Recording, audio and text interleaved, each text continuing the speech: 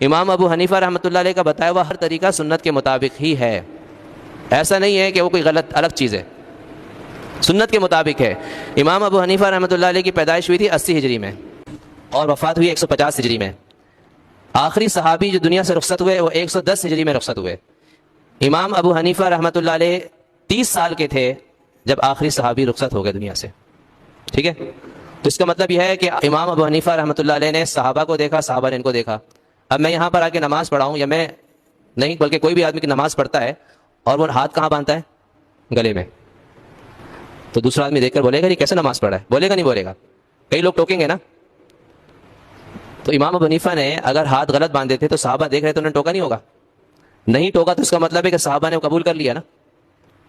بات سمجھ آ رہی ہے؟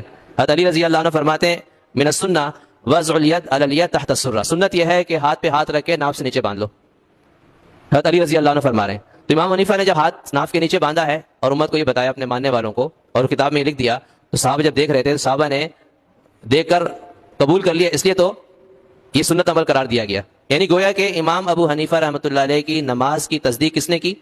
صحابہ اور تابعین نے۔ امام ابو حنیفہ رحمۃ اللہ علیہ نے 55 حج کیے،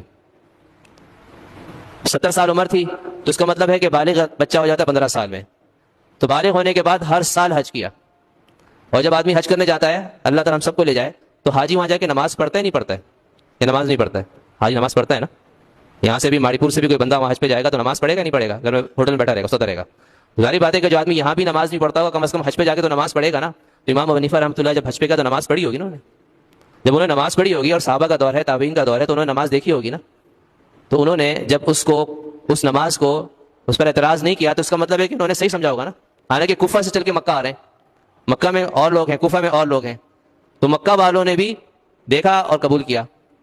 بلکہ خیرات الحسان نام کی کتاب ہے، اس میں علامہ ابن حجر شافعی رحمۃ اللہ علیہ فرماتے ہیں کہ مکہ والے کہا کرتے تھے کہ ما رأینا احسن صلاۃ من ابی حنیفہ، کہ ہم نے ابو حنیفہ سے بہتر نماز کسی کی نہیں دیکھی۔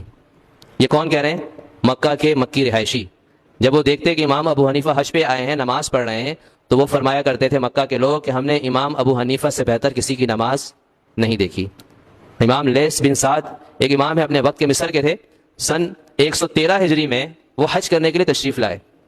سوچا کہ امام ابو حنیفہ رحمۃ اللہ علیہ بھی حج پہ آتے ہیں، میں ملاقات کرتا ہوں، ہو سکتا ہے ان کی زیارت ہو جائے۔ 113 ہجری میں امام ابو حنیفہ رحمۃ اللہ علیہ کتنے سال کے ہوں گے؟ ہاں 33 سال۔ 80 میں پیدائش ہوئی نا، تو 33 سال کے تھے نا، جوان تھے۔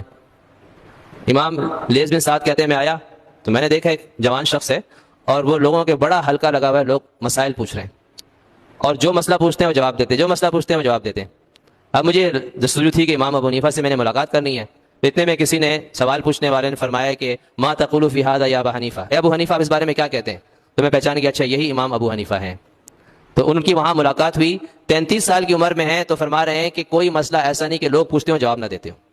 اس وقت بھی اللہ تعالیٰ نے ان کو اتنا علم عطا کیا تھا، اس کے بعد بھی مزید 37 سال دنیا میں رہے نا، تو اللہ نے اور کتنا علم دیا ہوگا ان کو۔